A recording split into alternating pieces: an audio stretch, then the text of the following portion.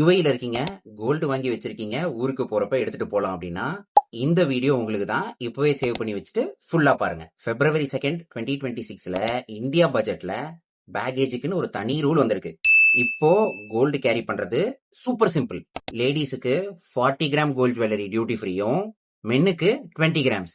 No tax, no stress. Old ரூல்ல லேடிஸுக்கு 1 லேக்கும் மென்னுக்கு 50,000 அப்படின்ற அந்த பிரைஸ் கேபிட்டல் இருந்துச்சு. இப்போ அந்த பிரைஸ் கேபிட்டல ரிமூவ் பண்ணிட்டாங்க.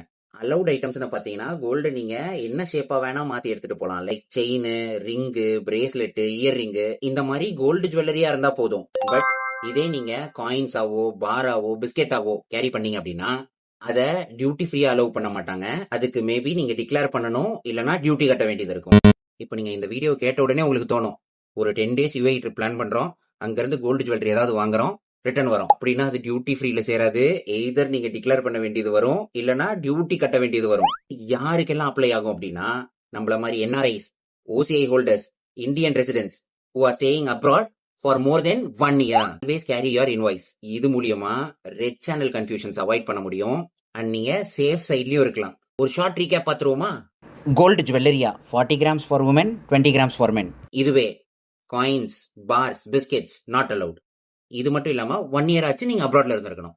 இப்ப புரிஞ்சிருக்கும் நம்புறேன். அந்த லைக், சேவ் அண்ட் ஃபாலோ மட்டும் மறந்துடாதீங்க.